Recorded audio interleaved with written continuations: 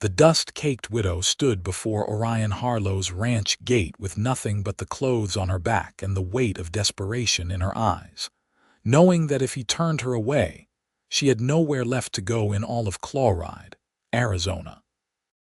Orion had been mending the fence near the front gate when he spotted her walking up the long dirt road that led to his property.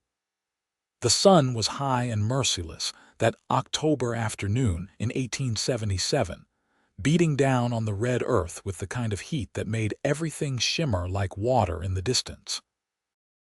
He straightened, wiping sweat from his brow with his forearm, and watched her approach.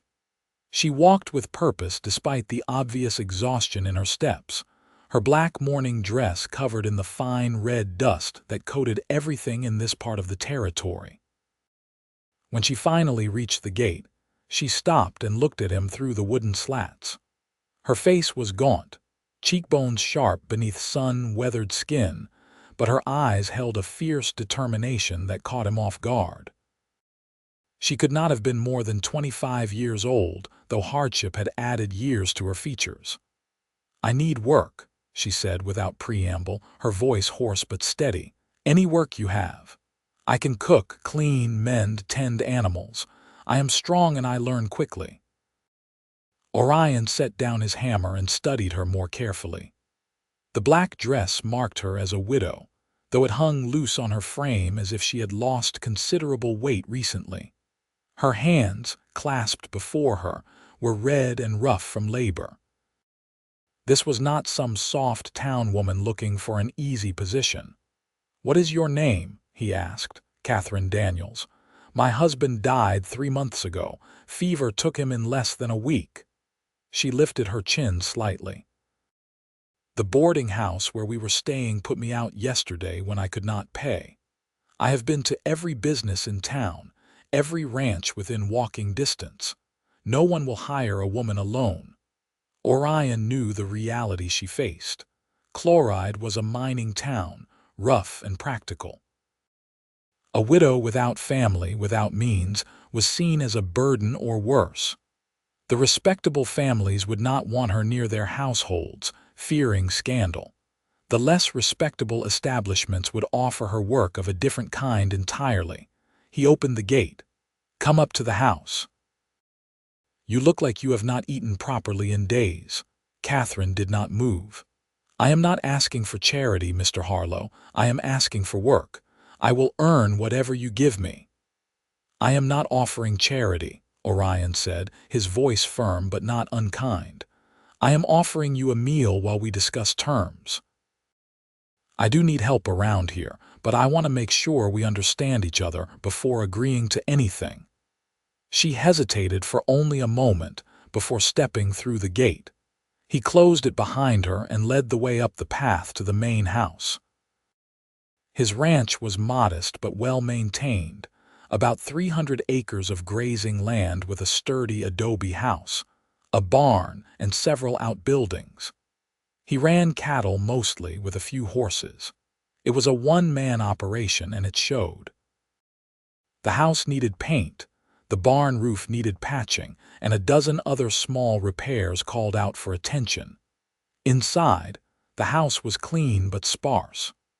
A main room served as both kitchen and living space, with a fireplace at one end and a large wooden table in the center. 2 doors led to what Katherine assumed were bedrooms. Everything was functional and orderly, but there was no warmth to it, no personal touches that made a house a home. Orion gestured to a chair at the table. "Sit. I will make coffee and something to eat." Katherine sat, her spine straight, hands folded in her lap. She watched as he moved efficiently around the kitchen, stoking the fire in the stove, putting a kettle on to boil, slicing bread and cheese. His movements were practiced but solitary. This was a man accustomed to taking care of himself. He was tall, she noted, with broad shoulders and the lean, muscled build of someone who worked hard every day. His hair was dark brown, almost black, touched with just a hint of gray at the temples, though he could not have been much past 30. His face was weathered from sun and wind, with strong features and eyes the color of whiskey in sunlight. There was something quiet and self-contained about him, a sense of careful control. When he set the plate before her, Katherine had to force herself not to grab the food immediately. She made herself eat slowly, with as much dignity as she could muster, though her hollow stomach cramped with need. The bread was slightly stale, but the cheese was good, and he added some dried beef and an apple. She had not eaten anything but scraps in 2 days. Orion poured coffee for both of them and sat across from her. He said nothing while she ate, just drank his coffee and waited. When she finally finished, she met his eyes directly. "Thank you. Now about the work. How did you end up in Chloride?" he asked instead of answering. Katherine wrapped her hands around the warm coffee cup. "My husband and I came from Missouri. He heard there was opportunity here in the mining territory. We arrived in July. He found work at one of the smaller claims, but the conditions were dangerous, and the pay barely enough to keep us in that boarding house room. Then the fever came." She paused, swallowing hard. "I sold everything we owned to pay for the doctor and the burial. When that money ran out, I had nothing left. No family back in Missouri. No one. We married young and left to make our own way." She did not elaborate, and Orion did not press. Many people came west to escape something or someone. He was quiet for a long moment, considering. Then he said, "I do need help. This ranch is more than one person can properly manage alone, but I need a partner in the work, not a servant. If you come here, you will work beside me, not for me. That means equal labor and equal respect. It also means I will expect you to learn things you might not have done before, ranching work, outside work." Katherine blinked, not quite understanding. "Beside you, as an equal. You will take your meals with me, not after me. You will have your own room and privacy. You will be paid a fair wage, same as I would pay any hired hand, and you will be expected to do whatever work needs doing, whether that is cooking supper or branding cattle." She stared at him, searching his face for the trick, the catch. Men did not make such offers to desperate widows without expecting something in return. "Why would you do this?" Orion leaned back in his chair. "Because I believe people should be judged by their willingness to work, not by their circumstances. You walked miles in this heat, went to every possible place seeking honest work, and you are still standing. That tells me you have spine. I can teach you the skills. I cannot teach determination." He paused. "And because I know what it is like to be alone and to need someone to take a chance on you."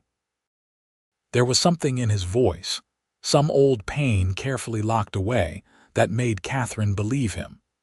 She thought of her alternatives: leaving Chloride on foot with no destination and no supplies, or accepting the kind of work that would destroy what was left of her spirit. This man was offering her a lifeline, strange as the terms might be. "I accept," she said firmly. "I will work hard, I will learn whatever you teach me, and I thank you for giving me this chance. No thanks necessary. This arrangement benefits us both." Orion stood and held out his hand. After a moment, Katherine rose and shook it. His grip was warm and calloused and steady. "You can have the room through there," he gestured to the door on the left. "It was meant to be for guests, but I have never had any. There is a bed and a bureau. Not much else, but you are welcome to arrange it however you like." The room was small but clean, with a narrow bed, a simple bureau, and a window that looked out over the desert landscape. To Katherine, after sleeping on hard boarding house floors and wondering if she would have any shelter at all, it looked like sanctuary. "I have no other clothes," she said quietly.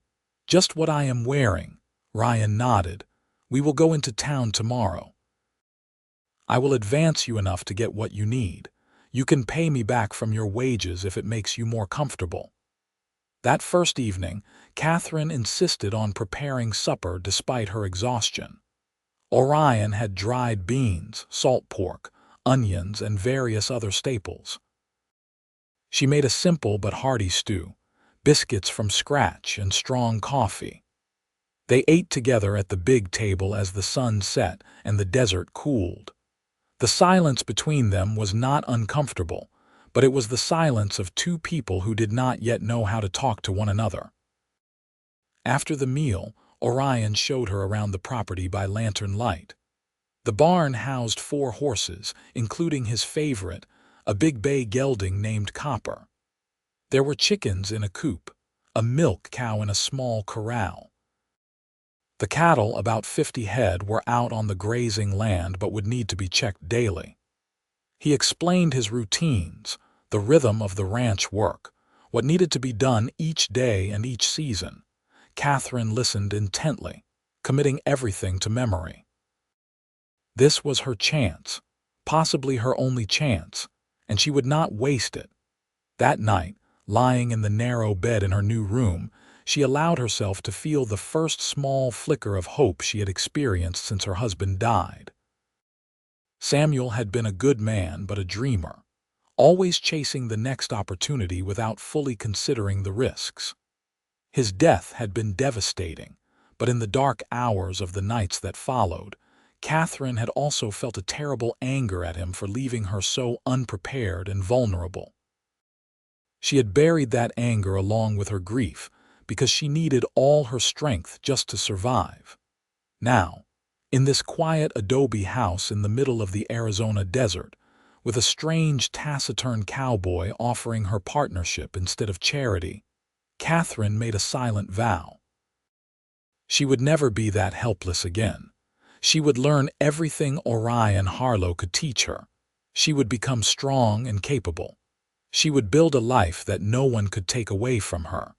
The next morning, Katherine woke before dawn from long habit. She dressed quickly in her only dress and went to the kitchen. Orion was already up, standing by the stove. He glanced over when she entered. "Morning. Coffee is almost ready."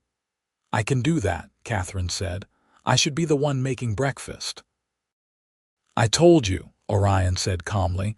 "You work beside me, not for me. This morning I was up first, so I started the coffee. Tomorrow maybe you will be up first. We share the work." It was such a strange concept to Katherine, who had been raised to believe that women did indoor work and men did outdoor work, and never the two should mix. But she was in no position to argue, and truthfully, she found his matter-of-fact equality oddly comforting. They made breakfast together, moving carefully around each other in the small kitchen space. Eggs from the chickens, bacon, more biscuits. As they ate, Orion outlined the day ahead. "We will ride into town this morning so you can get what you need. Clothes suitable for ranch work, boots if we can find any small enough, whatever else you require. This afternoon I will start teaching you to ride properly. Can you ride?" "I have ridden a little," Katherine admitted, "but not well and not often." "You will need to ride well if you are going to help me with the cattle. We will start slow." He finished his coffee. "After today, town trips will be rare. We keep to ourselves mostly. Is that acceptable to you?" Katherine nodded. She had no desire to face the people of Chloride who had turned her away. "That suits me fine." They rode into town together in the buckboard wagon, Copper tied behind. The trip took about an hour, following the rough road through the desert scrub. Chloride sprawled along a canyon, its buildings a mix of adobe and rough-hewn wood. The mines that gave the town its reason for existence scarred the surrounding hills. Even at mid-morning, the saloons were full, miners coming off night shifts or preparing for day shifts with whiskey and cards. At the general store, Orion told the proprietor, a heavy-set man named Wilkins, to help Katherine with whatever she needed and put it on his account. Wilkins looked surprised to see Katherine with Orion Harlow, the quiet rancher who usually kept to himself. But he was not foolish enough to ask questions of a paying customer. Katherine chose carefully, mindful of the cost, even though Orion had told her not to worry about it. She selected 2 simple cotton dresses in dark colors, a split riding skirt, several changes of undergarments, a pair of men's work trousers that could be altered to fit her, a few shirts, and a wide-brimmed hat. Wilkins did not have boots small enough for her, but he directed them to the cobbler at the edge of town. The cobbler, an elderly Mexican man named Señor Ortiz, measured Katherine's feet and promised to have boots ready in 3 days. He would make them sturdy enough for ranch work, he assured her, and for a fair price. As they left the cobbler's shop, a woman's voice called out sharply, "Orion Harlow, I am surprised to see you in town." Katherine turned to see a handsome woman in her early 30s approaching them. She was well dressed in a blue traveling suit, her dark hair pinned up elegantly beneath a fashionable hat. Everything about her spoke of wealth and status. Orion's expression became carefully neutral. "Constance, this is Katherine Daniels. She is working at my ranch now." "Katherine, this is Constance Sullivan. Her family owns one of the larger cattle operations east of here." Constance's sharp eyes assessed Katherine from head to toe, missing nothing. The widow's weeds, the thin frame, the obvious poverty. Her lips curved in a smile that did not reach her eyes.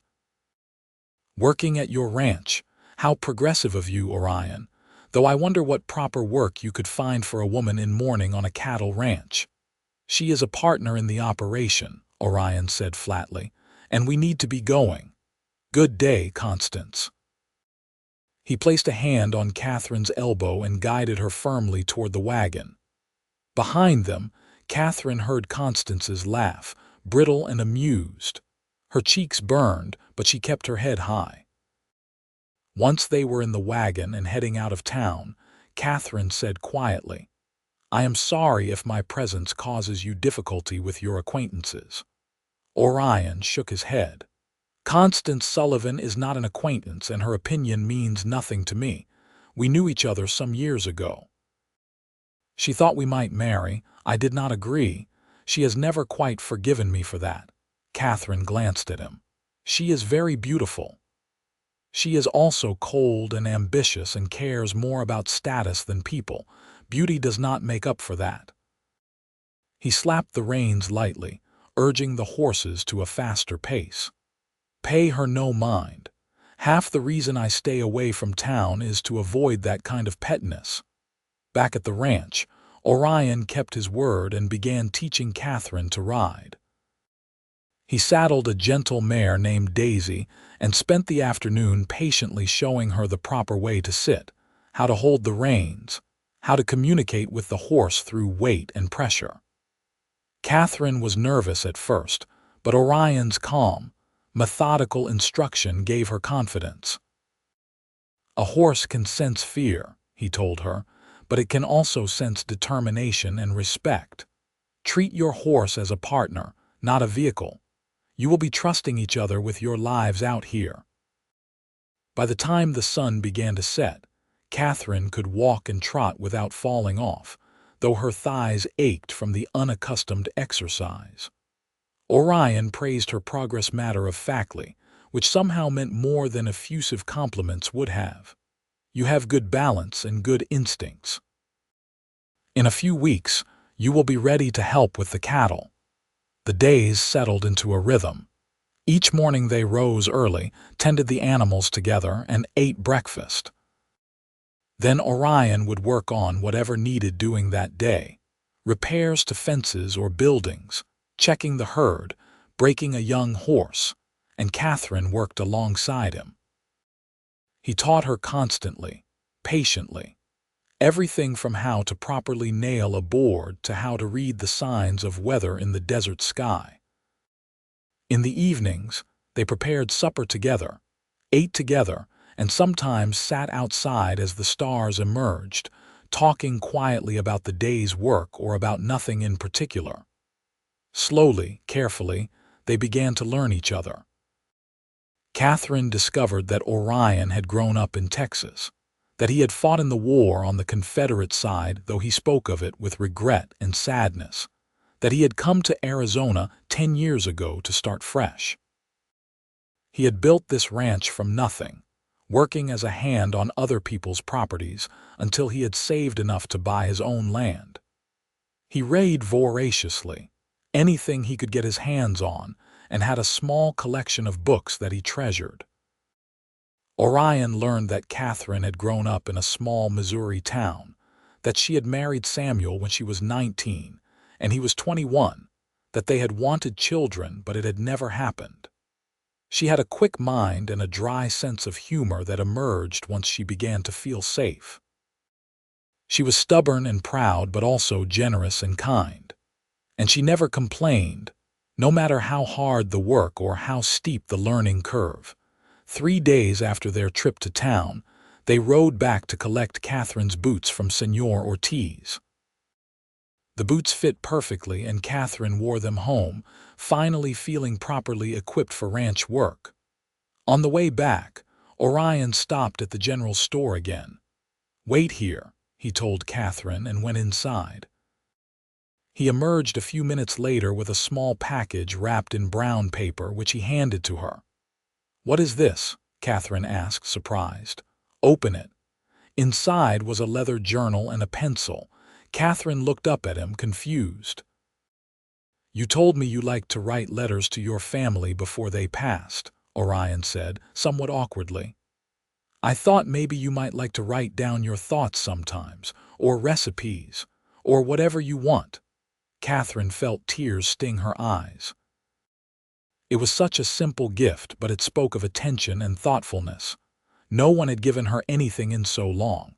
"Thank you," she managed. "This is very kind." Orion shrugged, looking uncomfortable with her emotion.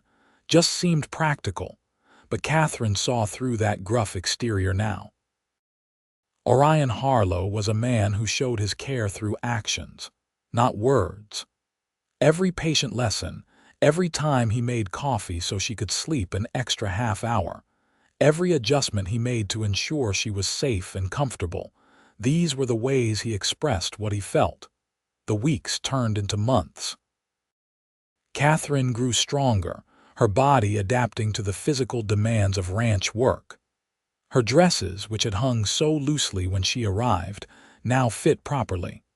Her face lost its gaunt look, color returning to her cheeks. Most importantly, the hollow fear that had haunted her eyes gradually faded, replaced by confidence and purpose. By December, she could ride as well as most cowhands, could rope adequately, could help Orion doctor sick cattle and move the herd to new grazing areas. She had learned to shoot both rifle and pistol, though she disliked it, because Orion insisted anyone living on a ranch needed to be able to protect themselves. She had learned to read the land, to find water, to predict when storms were coming. She had also made the house a home. With Orion's permission and a little bit of her wages, she had bought fabric and made curtains. She had started a small garden near the house, planting herbs and vegetables that could survive the desert climate. She had organized the kitchen more efficiently and set up a washing area behind the house. Small changes, but they softened the stark functionality of the place. Orion said little about these changes, but Katherine noticed he sometimes paused to look at the curtains moving in the breeze, or stood in the doorway watching her tend her garden, and there was something almost wondering in his expression. The problem was that Katherine was falling in love with him. It had happened gradually, so slowly that she had not recognized it until the feelings were already deep and tangled in her heart. It was in the way he listened when she spoke, truly listened, as if her words mattered. It was in his patience when she struggled with a new skill, his quiet pride when she succeeded. It was in the rare smiles that transformed his serious face, the laugh she occasionally coaxed from him that was warm and genuine. It was in the fundamental decency of him, the way he treated her as an equal. The way he never once made her feel less than or vulnerable or afraid. She loved the way he moved, economical and graceful despite his size. She loved his hands, strong and capable but gentle when handling a frightened horse or a newborn calf. She loved the rare glimpses of dry humor in his comments. She loved the intelligence in his eyes when they discussed books or ideas in the evening. She loved the honor in him, the bone-deep integrity that guided everything he did. But Katherine said nothing. She had no idea if he felt anything for her beyond friendship and respect for a good working partner. He never touched her unnecessarily, never looked at her with anything she could interpret as romantic interest. And she was terrified of ruining the balance they had found. This life, this partnership, it was precious to her. She would rather have Orion as a friend and partner than risk losing him entirely by revealing feelings he might not return. Christmas approached. Katherine had not celebrated the previous year, too deep in fresh grief and poverty. This year, she found herself wanting to mark the occasion, to acknowledge the extraordinary turn her life had taken. She used some of her wages to buy supplies in town, going with Orion on one of their rare trips. She also secretly bought wool and knitting needles, planning to make him a warm scarf for the cold desert nights. In the evenings when he went out to do a final check of the animals, she would work on the scarf, hiding it quickly when she heard him return. Orion, for his part, was grappling with his own complicated feelings. He had not expected to feel anything when he hired Katherine. He had genuinely meant it as a practical arrangement, helping someone who needed help while getting assistance he legitimately needed. But somewhere in the long days of working together, the quiet evenings, the gradual building of trust and understanding, he had fallen hard. He loved her courage, the way she had picked herself up from total devastation and fought her way forward. He loved her quick mind and quicker humor. He loved the way she had gently civilized his bachelor existence without taking away his freedom. He loved the sound of her singing softly while she worked in the kitchen. He loved the fierce concentration on her face when she was learning something new. He loved the way she cared for the animals with such tenderness. He loved the way she sometimes fell asleep in the chair after supper when she was tired, her face peaceful in the firelight. But Orion was terrified of frightening her or taking advantage of her vulnerable position. She depended on him for her livelihood and security. If he revealed his feelings and she did not return them, she would feel obligated or uncomfortable. He could not do that to her. So he kept his distance, treated her with careful respect, and tried to ignore the way his heart lifted every morning when she walked into the kitchen. On Christmas Eve, Katherine cooked a special supper. She had managed to get a small chicken, and she roasted it with potatoes and carrots from her garden. She made biscuits with honey, and had even traded some of her sewing work to another rancher's wife for dried apples to make a pie. The house smelled wonderful, warm and inviting. Orion came in from the evening chores to find the table set with care, candles lit, and Katherine wearing one of her nicer dresses. He stopped in the doorway, struck by the scene. It looked like a home, like a family, like everything he had not realized he wanted until it was right in front of him. "This is beautiful," he said quietly. "You did not have to go to such trouble." "I wanted to," Katherine said, suddenly shy. "It is Christmas, and this year I have much to be grateful for." They ate slowly, savoring the food and the rare sense of occasion. After the meal, Katherine brought out the scarf she had made, wrapped in simple paper. "This is for you," she said, handing it to him, "to thank you for everything you have done for me." Orion unwrapped the scarf carefully. It was dark blue, knitted in a simple but sturdy pattern. He ran his fingers over it, touched by the gift and the time it represented. "This is fine work," he said. Thank you, Catherine. I will treasure it. He stood and went to his room, returning with his own small package.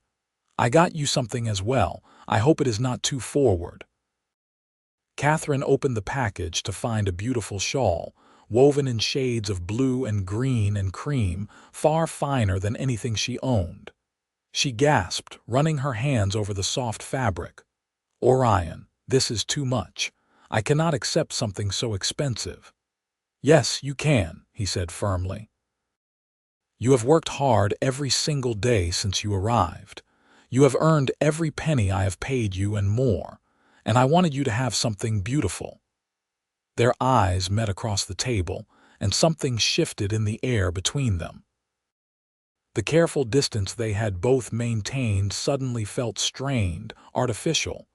Catherine clutched the shawl, her heart pounding. I should tell you, she began, then lost her nerve. I should say that this has been the best Christmas I have had in many years. Thank you for making me feel at home here. It was not what she had wanted to say, but it was all she dared. Orion nodded slowly. You have made this house a home. I did not realize how lonely I was until you arrived, and I was not lonely anymore. The words hung between them, heavy with unspoken meaning. Catherine's breath caught. Before she could respond, Orion stood abruptly. I should check on the horses one more time, make sure everyone is settled for the night. He left quickly, and Catherine sat alone at the table, wondering if she had imagined the look in his eyes, the weight behind his words. She touched the beautiful shawl, her emotions tangled and confused. Outside, Orion stood in the cold desert night, his breath misting in the air. He had almost said it, almost told her how he felt. But at the last moment, fear had stopped him. He cursed himself for a coward. The new year came, 1878, dawning cold and clear. Catherine marked her 6-month anniversary at the ranch in her journal. 6 months since she had walked up to that gate with nothing and no hope. 6 months of learning and growing and building a new life. She wrote about her gratitude, about the skills she had acquired, about the satisfaction of hard work. She did not write about her feelings for Orion, as if putting them on paper would make them too real, too dangerous. January brought cold nights and occasional frost. Catherine and Orion worked together to ensure the animals had adequate shelter and feed. One bitterly cold morning, they discovered a cow had calved in the night, and the newborn calf was nearly frozen. They carried it to the barn together, working frantically to warm it, rubbing its limbs and wrapping it in blankets. Catherine sat in the hay with the calf's head in her lap, talking to it softly, willing it to live. Orion brought warm milk and they coaxed the calf to drink. For hours they worked, taking turns keeping the calf warm and fed. Finally, as the sun climbed higher and the day warmed, the calf struggled to its feet on wobbly legs. Catherine laughed with relief and joy.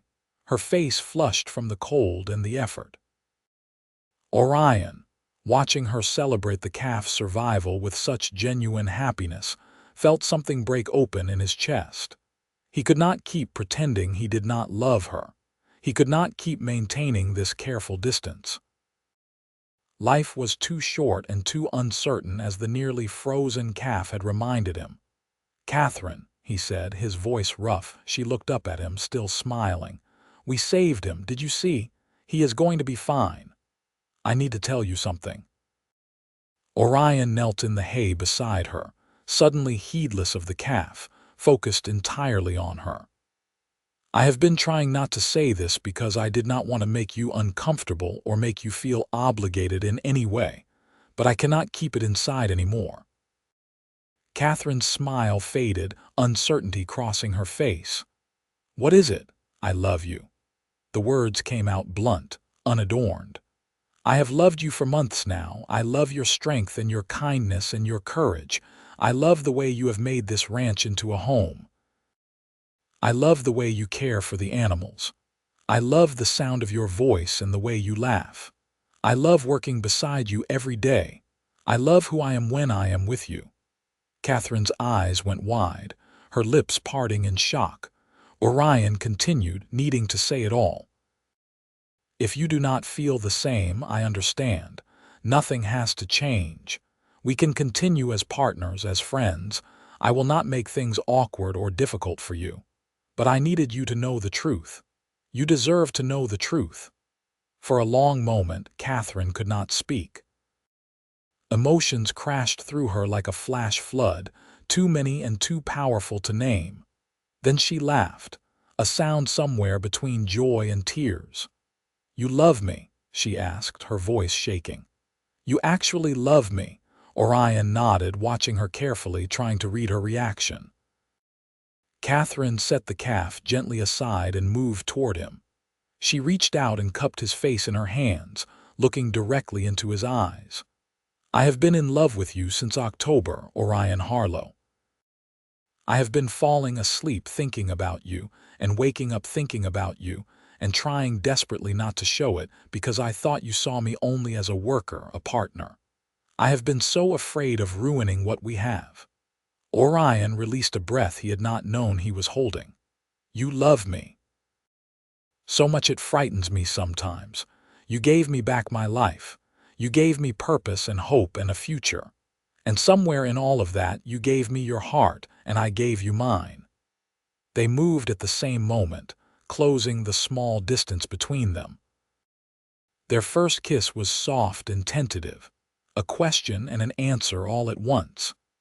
Then Orion's arms came around her and Katherine pressed closer, and the kiss deepened into something sure and right and inevitable. When they finally pulled apart, both were breathing hard. Orion rested his forehead against hers. "I was so afraid," he admitted, "so afraid of losing you if I spoke. I was afraid of the same thing. We are a pair of fools." Katherine laughed softly. "All these months of careful distance when we could have had this. We have it now." Orion kissed her again, sweet and lingering. "That is what matters." The calf made a small noise, reminding them of its presence. They pulled apart, laughing, and turned their attention back to making sure it was truly recovered. But everything had changed. The careful walls they had built between them were gone, and the relief of it was like breathing fully after months of holding their breath. That evening they sat together on the porch, Katherine wrapped in the shawl Orion had given her for Christmas, his arm around her shoulders. The desert stretched before them, vast and beautiful in the fading light. "What happens now?" Katherine asked quietly. "Now we keep working the ranch together, keep building this life together, but we do it as partners in everything, not just the work." Orion tightened his arm around her. "If you want, when enough time has passed that it is respectable, we could marry, make it official, but there is no rush. I am not going anywhere and neither are you." Katherine thought about that. She had been a wife before, to a man she had cared for but never felt this depth of connection with. The idea of marrying Orion, of binding her life to his in every way, felt right in a way nothing ever had before. "I think I would like that," she said. "When the time is right. For now, this is enough. This is everything." They sat in comfortable silence as the stars began to emerge. For the first time in longer than either could remember, they were not lonely. They were not afraid. They were exactly where they belonged. The months that followed were the happiest of Katherine's life. She and Orion worked together as they always had, but now there was an ease between them, an openness that had been missing before. They spoke freely about their feelings, about their pasts, about their hopes for the future. They stole kisses while working, held hands over the supper table, fell asleep some evenings tangled together on the porch under the stars. In April, they drove together to Prescott, the territorial capital, to buy supplies and to visit the courthouse. Katherine had been a widow for nearly a year, and while some might still consider it too soon, neither of them cared what others thought. They were married by a justice of the peace in a simple ceremony, with 2 clerks pulled in from the hallway to serve as witnesses. Katherine wore a new dress she had made herself, cream-colored with blue trim. Orion wore his best shirt and vest.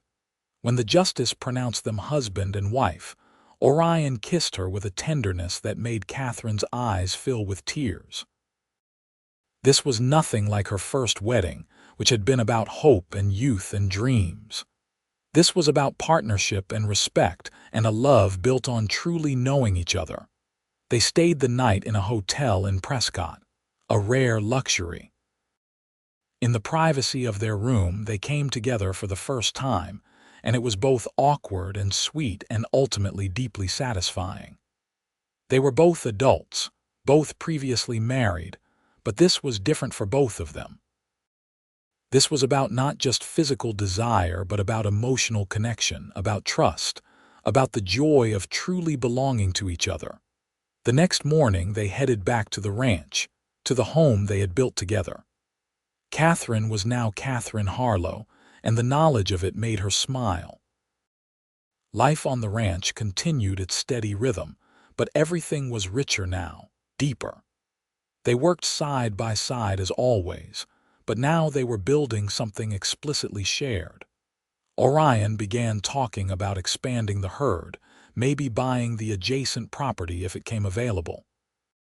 Katherine planted a larger garden, thinking about preserving food for winter, about the future. In June, Katherine realized she was pregnant. The signs were unmistakable, and a trip to the doctor in Chloride confirmed it. She was both thrilled and terrified. Her first marriage had been childless, and she had assumed she could not conceive. But here she was, at 26 years old, expecting a baby. She told Orion that evening as they sat on the porch. He was quiet for a long moment after she spoke, and Katherine felt a flicker of fear. Did he not want children? They had never explicitly discussed it. Then he turned to her, and his face was full of wonder. "A baby, we are going to have a baby in January, I think. Are you happy about this?"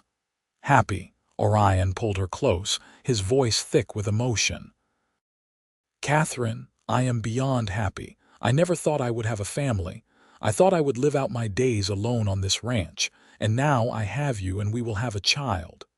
He kissed her temple. "I am the luckiest man alive." Katherine relaxed against him, relief and joy flooding through her. "I am a little frightened," she admitted. "I have never done this before." "We will figure it out together, just like we have figured out everything else. You are the strongest person I know. If anyone can do this, you can." As the summer heat settled over the desert, they prepared for the baby's arrival. Orion built a cradle from smooth pine, carefully sanding and finishing it until it was perfect. Katherine sewed tiny clothes and blankets. They converted a corner of their bedroom into a nursery space. The pregnancy was not easy. The summer heat was brutal, and Katherine struggled with nausea and exhaustion. But Orion was endlessly patient, taking on more of the heavy work, making sure she rested, bringing her water and food and anything she needed. On the days when she felt well enough, she still insisted on working beside him, though he limited what he would let her do. In September, a letter arrived from Constance Sullivan, addressed to both of them. It was an invitation to a harvest dance and supper at the Sullivan Ranch. The tone was formally polite, but Katherine could read the curiosity and perhaps challenge beneath the words. "We do not have to go," Orion said immediately. "I know you do not care for social events, and in your condition, the trip would be tiring." But Katherine surprised him. "I think we should go. You have been a part of this community for 10 years. You should not be a hermit just because you married me.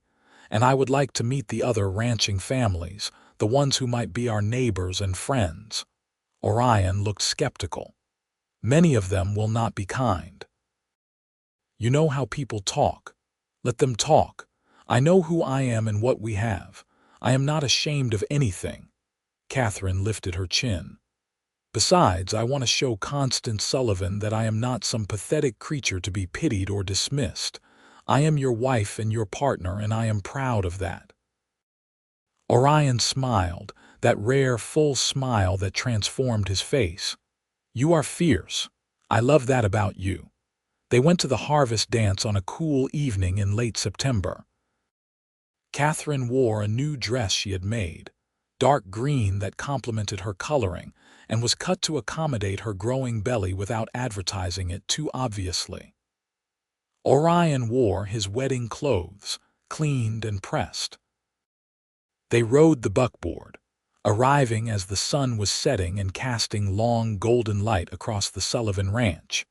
The Sullivan place was impressive, much larger than Orion's property, with a main house that looked almost like a mansion compared to their modest adobe home. Lanterns were strung around a large barn where the dance would take place, and long tables were set up with food. At least 30 people were already there, ranchers and their families from all over the area. Katherine felt her courage waver slightly as they climbed down from the buckboard, but Orion took her hand and squeezed it gently. "Together," he said simply. "We face this together." They walked into the gathering as a united front. Constance spotted them immediately and came forward, her smile bright and false. "Orion, Katherine, how wonderful that you came. I was not sure you would venture out from your little hideaway." Her eyes dropped pointedly to Katherine's midsection. "Though I see you have been busy." "Congratulations are in order, I suppose." "Thank you," Katherine said evenly, refusing to be baited. "Your home is lovely." Constance's father, Michael Sullivan, a large man with a booming voice, approached and greeted Orion warmly. "Harlow, good to see you. Heard you got married. About time you settled down. Life is too short to spend alone." "I agree, Mr. Sullivan. May I introduce my wife, Katherine?" Michael Sullivan assessed Katherine with shrewd eyes but seemed to approve of what he saw. "Welcome to the area, Mrs. Harlow. Any woman who can handle ranch life with Orion is stronger than most. I hope you will both visit us more often." It set the tone for the evening. Some people were cold or dismissive, clearly judging Katherine for her circumstances, and perhaps for having captured the attention of an eligible bachelor like Orion.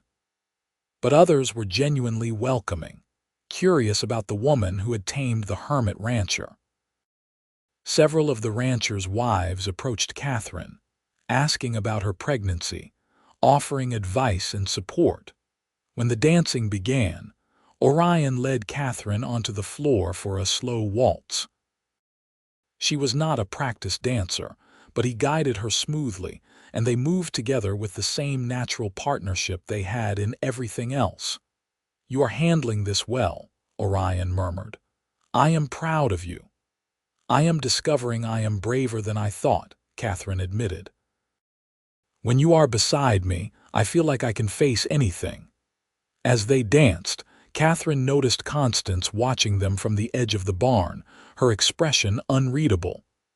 Katherine met her eyes directly, allowing a small smile.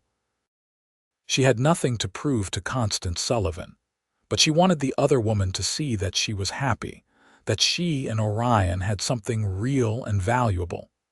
They stayed until late in the evening, then made the long ride home under a sky full of stars. Katherine leaned against Orion's shoulder, tired but satisfied. "That was not as terrible as I feared," she said. Orion chuckled. "You charmed half the people there. Michael Sullivan told me you were too good for me, and he was probably right. He was certainly wrong. We are right for each other. That is what matters." The baby arrived in late January of 1879, 2 weeks earlier than expected. Katherine's labor started in the middle of the night, and Orion rode hard through the darkness to fetch the midwife from Chloride, an experienced woman named Mrs. Grayson. By the time he returned with her, Katherine's contractions were coming hard and fast. Orion paced outside the bedroom, listening to Katherine's cries, feeling utterly helpless. Mrs. Grayson had banished him from the room, saying he would only be in the way. It was the longest night of his life, full of fear and helplessness and desperate prayer to a God he was not sure he believed in. Finally, as dawn was breaking, he heard a new sound, the sharp, angry cry of a newborn. Moments later, Mrs. Grayson opened the door, smiling. "You have a son, Mr. Harlow, a big, healthy boy, and your wife did beautifully. You can come in now." Orion entered the room to find Katherine propped up in bed, exhausted and pale but radiant. In her arms was a tiny bundle wrapped in one of the blankets she had made. She looked up as he approached, tears streaming down her face. "Orion, look at him. Look at our son." Orion sat carefully on the edge of the bed and looked down at the baby. He was red-faced and wrinkled with a surprising amount of dark hair. As Orion watched, the baby opened his eyes, dark blue and unfocused, and made a small sound. "He is perfect," Orion whispered, touching one tiny fist with his finger. The baby's hand closed around his finger with surprising strength. "He is absolutely perfect. What should we name him?" Katherine asked. They had discussed names but had not decided. Now, looking at his son, Orion knew. "Thomas, after my father, Thomas Samuel Harlow." He added Samuel for Katherine's first husband, honoring the man who had come before, acknowledging that he too was part of their story. Katherine smiled, understanding the gift he was giving. "Thomas Samuel Harlow. It is a strong name. He will live up to it." Mrs. Grayson stayed for 3 days, teaching Katherine how to nurse the baby, helping her recover from the birth, showing Orion how to help. The midwife was impressed with Orion's willingness to learn, to be involved in his son's care. Many men considered such things beneath them, but Orion changed diapers and walked the floor with a fussy baby and supported Katherine through those first difficult days without complaint. When Mrs. Grayson finally left, Orion and Katherine were on their own with their son. It was terrifying and exhausting and wonderful all at once. Thomas was a good baby overall, healthy and strong, but he still woke frequently at night, needed constant feeding and changing, and occupied nearly all of their attention. Katherine, recovering from childbirth, could not do the heavy ranch work for several weeks.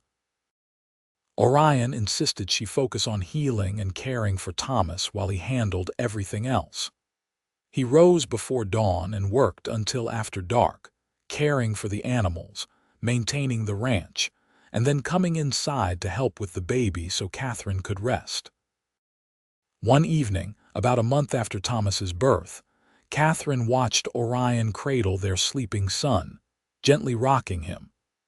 The big, rough rancher held the tiny baby with such tenderness, such natural grace, that Katherine felt her heart swell almost painfully. "You are a wonderful father," she said softly. Orion looked up and smiled. "I am learning as I go, same as everything else, but I have a good teacher." He carefully laid Thomas in the cradle and came to sit beside Katherine. "How are you feeling? Truly tired, sore, overwhelmed sometimes?" Katherine leaned against him. "But happier than I ever imagined being. When I walked up to your gate that day, I was just trying to survive. I never dreamed I could have this. A home, a husband who loves me, a beautiful son. It seems impossible sometimes." "It is real," Orion assured her, kissing her forehead. "And it is only the beginning. We have so much ahead of us, watching Thomas grow, building the ranch, growing old together. All of it." Spring came, and Katherine gradually returned to helping with the ranch work, though they had to be creative about managing everything with a baby. Often Katherine would bring Thomas outside in a sling she had made, wearing him against her chest while she worked in the garden or tended the chickens. Orion built a small, fenced area near the house where Thomas could play safely when he got older. As Thomas grew, he became the center of their world. His first smile, his first laugh, the first time he rolled over, every milestone was celebrated. Both Katherine and Orion filled journal pages with observations about their son, wanting to remember every moment. When Thomas was 6 months old, Michael Sullivan stopped by the ranch unexpectedly. Orion was out checking the herd, so Katherine received him alone, Thomas on her hip. "Mrs. Harlow," Sullivan greeted her, removing his hat. "I hope I am not intruding. I wanted to speak with Orion about a business matter. He should be back within the hour. Would you like coffee while you wait?" "That would be kind, thank you."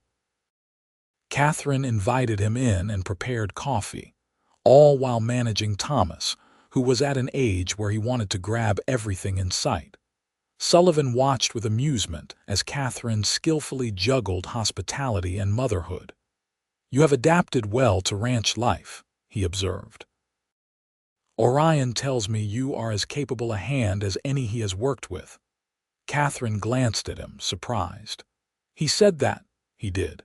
At the stockmen's meeting last month, several ranchers were complaining about the difficulty of finding good help. Orion said he had the best partner he could ask for in you." Sullivan sipped his coffee. "He also mentioned that if not for you saving that calf back in January of last year, he would have lost it. Said you have a gift with the animals." Katherine felt warmth spread through her chest. Orion praised her to her face, but knowing he spoke well of her to others, that he valued her contributions publicly, meant something profound. "We are partners in every sense," she said simply. "We each bring different strengths. Together we make it work." When Orion returned and found Sullivan there, the older rancher made his proposition. He was looking to sell 100 acres of land that bordered Orion's property to the north. It had good grazing and a natural spring. He would give Orion first option to buy before offering it to anyone else, and at a fair price.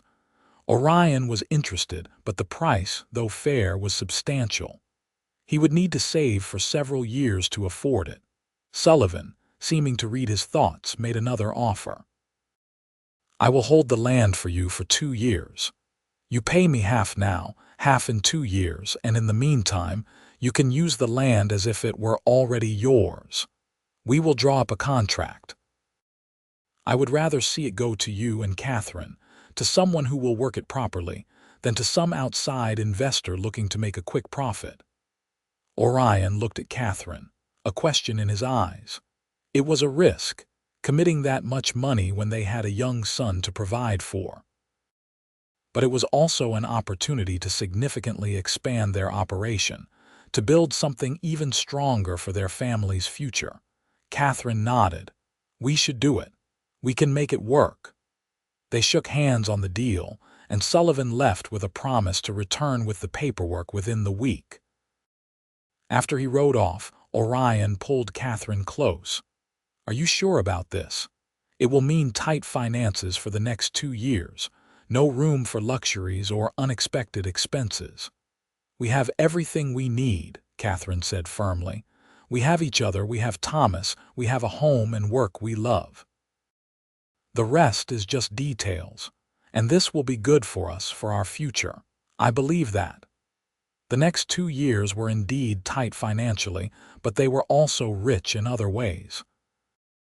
They worked hard, expanding their herd with the additional grazing land, improving the property, building their reputation for quality cattle.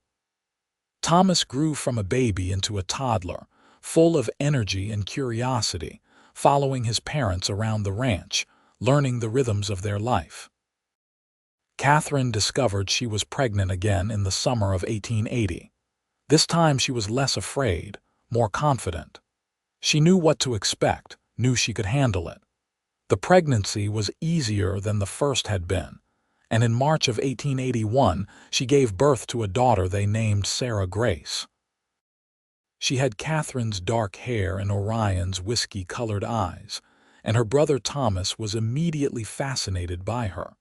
With 2 children now, life became even more complex and chaotic, but also fuller. The little adobe house rang with children's voices, with laughter and crying and the constant activity of young life. Orion built an addition to the house, giving them more space, including a proper room for the children to share. They made the final payment on the Sullivan land in early 1882, and the property was officially theirs. That evening, after the children were asleep, Orion and Katherine stood on their porch looking out over their ranch, their land, the empire they had built together from nothing. "Do you ever think about that day you walked up to the gate?" Orion asked. "Often," Katherine admitted. "Sometimes I can barely remember the person I was then. So desperate, so afraid, so uncertain of everything. I feel like a completely different woman now." "You were always this woman," Orion said. "You were always strong and capable and brave. You just needed the chance to show it." Katherine turned to face him. "You gave me that chance. You saw something in me when I could barely see anything in myself. You offered me partnership when everyone else offered nothing or wanted to take advantage of my desperation. You changed my life, Orion." "We changed each other's lives," he corrected. "Before you came, I was just existing, working, going through the motions. You made me live again. You gave me purpose and family and joy. Everything good in my life comes from that moment I decided to open the gate and let you in." They kissed, a long, deep kiss full of love and gratitude and the intimacy of years together. When they pulled apart, Katherine laughed softly. "You know, when you said I would work beside you, not for you, I did not truly understand what you meant. I thought it was just pretty words, but you meant it literally. In everything. As a partner in the work, as an equal in our marriage, as a co-parent to our children. You have never once treated me as less than you. Because you are not less than me. You are my equal in all things, and in many ways you are better than me. Smarter, kinder, braver. I have always known that. We balance each other," Katherine said. "Your steadiness balances my impulsiveness. My optimism balances your tendency to worry. Together we are stronger than either of us could be alone." The years continued to pass, each one bringing new challenges and new joys. They had 2 more children, a son they named Michael in honor of Michael Sullivan, who had helped them so much, and finally another daughter, Elizabeth. The house was full and loud and messy and wonderful.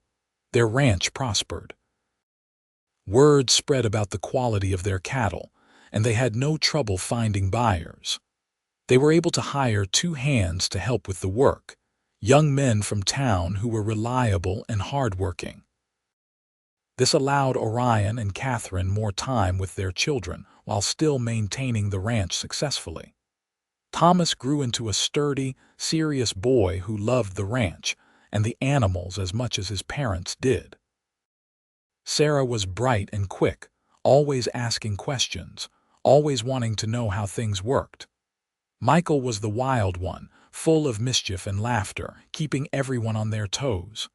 Elizabeth was still a baby, sweet and cuddly, the pet of the whole family.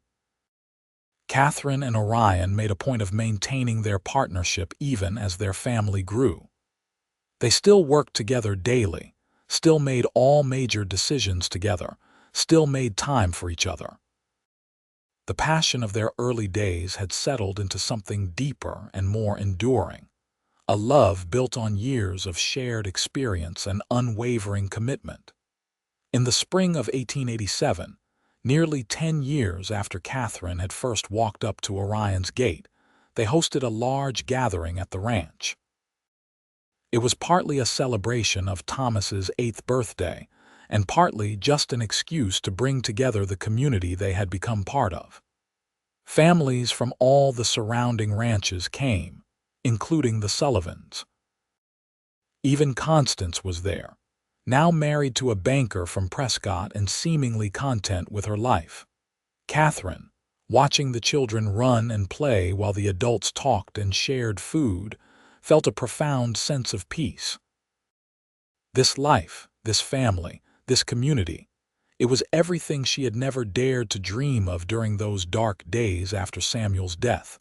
Orion found her standing alone for a moment and slipped an arm around her waist. "What are you thinking about?" "About how far we have come. About how blessed we are," she leaned into him. "About how I am exactly where I am supposed to be." "We both are," Orion agreed. "Together, always together." Thomas ran up to them, followed by Sarah and several other children. "Papa, can we show everyone the new calves, please?" Orion laughed. "All right. Everyone who wants to see the calves, follow Thomas to the barn." A whole group of children and some curious adults followed Thomas, who took his role as tour guide very seriously. Katherine and Orion walked hand in hand behind the group, watching their son explain about the cattle with pride and knowledge beyond his years. "He is going to be a fine rancher someday," Katherine said. "He is. And Sarah will probably be a teacher or maybe even a doctor, the way she is always reading and studying. Michael will likely be a lawman or a gambler. I cannot decide which." They both laughed. "And Elizabeth will be whatever she wants to be." "They all will," Katherine said firmly. "We will make sure they have choices, opportunities. They will not be limited by circumstances or by what society says they should or should not do." Spoken like the woman who became one of the best ranch hands in the territory, despite everyone saying women could not do such work. "I had a good teacher, a partner who believed in me." They reached the barn and watched as Thomas carefully showed the younger children how to approach the calves, how to pet them gently. Sarah was explaining the biology of cows to anyone who would listen. Michael was trying to convince another boy to help him sneak a ride on one of the horses. Elizabeth was being passed around among the women, cooed over and cuddled. Later, as the sun was setting and people began to leave, Michael Sullivan pulled Orion aside. "You have built something remarkable here, Orion. Not just a successful ranch, but a real family, a good life. You should be proud." "I am," Orion said simply. "Though I cannot take all the credit, Katherine is the heart of everything. She made this house a home, raised our children, worked beside me every step of the way. Without her, I would still be alone, just going through the motions." Sullivan nodded. "A good woman is a blessing beyond measure. You were wise to see Katherine's worth when others did not. And she was wise to trust you when she had every reason to trust no one." He clapped Orion on the shoulder. "You two are an example to all of us. A real partnership, the way marriage should be." After everyone had gone and the children were in bed, Orion and Katherine cleaned up together, working in companionable silence. Finally, they sat on the porch as they had done countless times over the years, looking out at the desert night. "I have been thinking," Katherine said, "about writing down our story, not for publication or anything like that, but for the children so they know how we started, what we overcame, why we built our life the way we did." "I think that is a fine idea," Orion said. "They should know.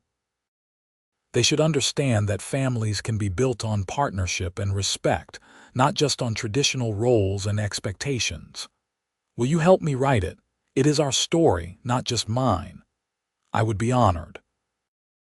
Over the next several months, in the evenings after the children were asleep, Katherine and Orion worked together to write their story.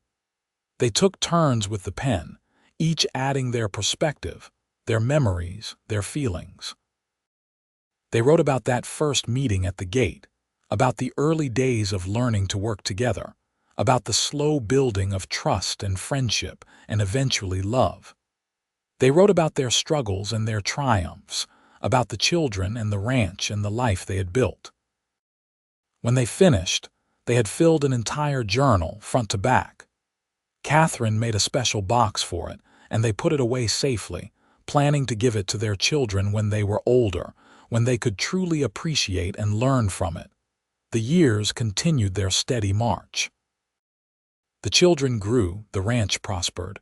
Orion and Katherine grew older together. They faced challenges, as all families do.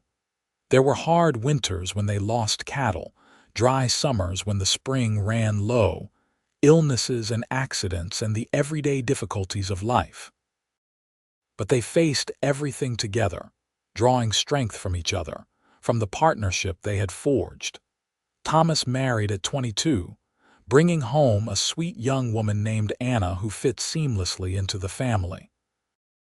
They built a house on the ranch property and began working the land alongside Orion and Katherine. Sarah went to teacher's college, defying expectations, and returned to teach in Chloride's schoolhouse. Michael became a deputy sheriff, using his energy and courage to keep the peace. Elizabeth, showing a talent for horses, began breeding and training them, turning it into a profitable sideline business for the ranch.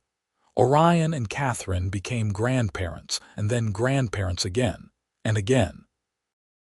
The ranch house, expanded multiple times over the years, rang with the voices of children and grandchildren. Family gatherings were loud and chaotic and full of love. On a warm evening in the late spring of 1902, Katherine and Orion sat on their porch, now weathered and comfortable from decades of use. They were in their 50s now, their hair touched with gray, their faces lined from years in the sun. But their hands were still strong from work, and their love was stronger than ever. 25 years, Katherine said wonderingly. 25 years since I walked up to that gate, convinced my life was over. And instead it was just beginning, Orion said. He took her hand, running his thumb over her work-roughened knuckles. Best decision I ever made, opening that gate. Best thing that ever happened to me. We were both so alone, Katherine remembered. Both so certain we would stay that way. And then we found each other and built all of this. She gestured at the ranch, at the house, at the life surrounding them. You have any regrets? Orion asked. Anything you wish had been different? Katherine thought about it seriously. No, she said finally. Even the hard parts, the struggles, they shaped us. They made us appreciate what we have. I would not change anything. Neither would I. Every moment with you has been a gift, even the difficult ones. They sat in comfortable silence as the sun set, painting the desert in shades of gold and red and purple. Somewhere in the house, they could hear their grandchildren playing, Thomas and Anna's voices as they settled the little ones for bed. The sounds of family, of life, of continuation. You know what I am most proud of? Katherine asked. What? That we showed them all a different way. Our children, our grandchildren, everyone who knows us. We showed them that partnership is possible, that marriages can be built on equality and respect, that women can be strong and capable and still be feminine and loving, that men can be gentle and nurturing and still be masculine and strong. She squeezed his hand. We broke the mold, Orion, and we did it together. We did, he agreed, and they are better for it. Look at Thomas and Anna, true partners just like us. Look at Sarah blazing her own trail. All of our children, living authentic lives, not constrained by what society says they should be. That is our legacy. That and a damn fine cattle operation, Katherine added with a grin, and they both laughed. Thomas came out onto the porch, his own face now showing the maturity of a man in his mid-20s. Mama, Papa, Anna says supper will be ready soon. Will you come in? In a moment, son, Orion said. We are just watching the sunset. Thomas smiled, understanding. He had grown up watching his parents steal these quiet moments together, had learned from their example what a marriage should look like. Take your time. We will keep it warm.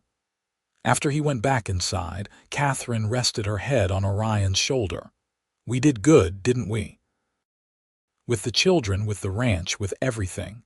We did better than good. We built something beautiful and lasting. Orion kissed the top of her head. And we are not done yet. We have years ahead of us still. More grandchildren to spoil, more sunsets to watch, more life to live. Together, Katherine said, as she had said so many times over the years. Always together, Orion confirmed. From that first day when I said you would work beside me, not for me. I meant it then and I mean it now. We are partners in everything, equals in all things. That has never changed and never will. Katherine lifted her face for a kiss, which he gave willingly. After 25 years, his kisses still made her heart flutter, still made her feel cherished and loved and valued. She hoped she would have another 25 years of those kisses, and then maybe 25 more. The desert night settled around them, cool and peaceful. Stars began to emerge in the darkening sky, countless and eternal. Inside the house, their family waited, the legacy of their love made real in children and grandchildren, and the values they had instilled. Katherine Daniels had walked up to a ranch gate with nothing, desperate and afraid and alone. Katherine Harlow sat on her porch with everything that mattered, confident and content, and deeply loved. The journey between those two moments was the story of a life well lived, of a partnership forged in hardship and strengthened by time, of a love that had not just survived but thrived. Orion Harlow had opened a gate and let in a desperate widow, offering her work beside him instead of for him. In doing so, he had gained not a servant but a true partner, not a burden but a blessing. Together they had built a ranch, raised a family, and created a life that honored them both. As they finally rose and went inside to join their family for supper, Orion took Katherine's hand one more time. She looked at him, this man who had saved her and whom she had saved in return, and smiled. Whatever years they had left, they would face them as they had faced everything else. Together, as equals, as partners, as two souls who had found each other against all odds and held on tight. The widow who had begged for work had found so much more than employment. She had found home, purpose, love, and a partnership that transcended all the traditional roles and expectations of their time. And the cowboy who had said she would work beside him, not for him, had kept that promise every single day of their lives together. Their story was one of resilience and respect, of courage and commitment, of two people who had chosen each other and continued choosing each other every day. It was a love story written not in grand romantic gestures, but in daily acts of partnership, in shared work and shared dreams, in the quiet certainty that together they were unbreakable. And as the stars shone down on the Arizona desert, on the ranch they had built, and the family they had raised, Katherine and Orion Harlow knew with absolute certainty that they had lived exactly the right life together.